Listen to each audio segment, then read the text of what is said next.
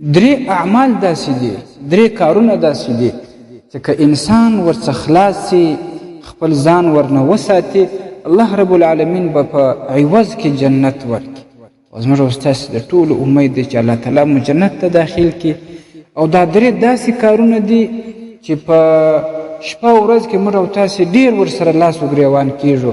نو باید دغه درې کارونو څخه په جدي توګه ځان وساتو.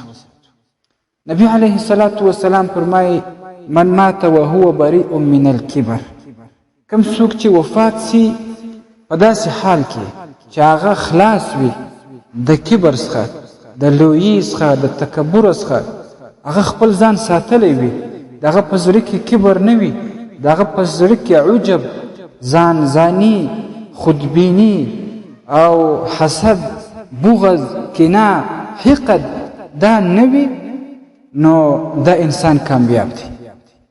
او دویم عمل دا چې وهو بریء من الغلول، انسان خلاص وي د خیانت څخه، په امانت کې خیانت نه وي کړی، په بیت المال کې خیانت نه وي کړی. ګورئ نن سبا ډېری مجاهدین نیکان خلک هغه د بیت المال سره لاس و ګرېوان دي. نو د بیت المال سره به ډېر زیات احتیاط کوئ.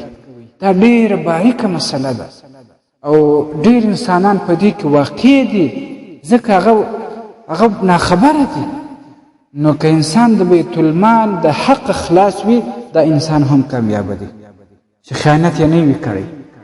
او دریم شی دا وهو بریء من الدین، چې کله انسان د قرض څخه هم خلاص وي، قرضونه نه وي ورباندې، نو کوشش وکړي چې د کم چا قرضونه در باندې وي، هغه قرضونه اوس خلاص کړي. ځکه د قیامت په ورځ باندې به ستا سره د قرض حساب کېږي، بیا به داسې څه نه وي در پاته چې ته قرض ورباندې ادا کړې. نو تر هغه وخته چې ستا د قرض نه یې ادا سوی، جنت ته نه سې داخلېدلی.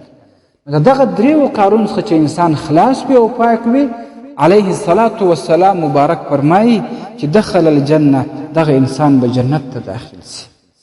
موږ او تاسو ټول جنت غواړو، ټول د الله څخه دا غواړو چې جنتیان شو. او ډېره وسا خبره ده، دغه دریو کارونه به ځان وساتو، الله رب العالمین به راته جنت راکړي. درنو اوریدونکو، تاسو د مفتي حکیم الله صابر الحنفي صاحب و اصلاحي بیان ته غوږ واست چې د معارف الاسلام ادارې لخوا نشر سو.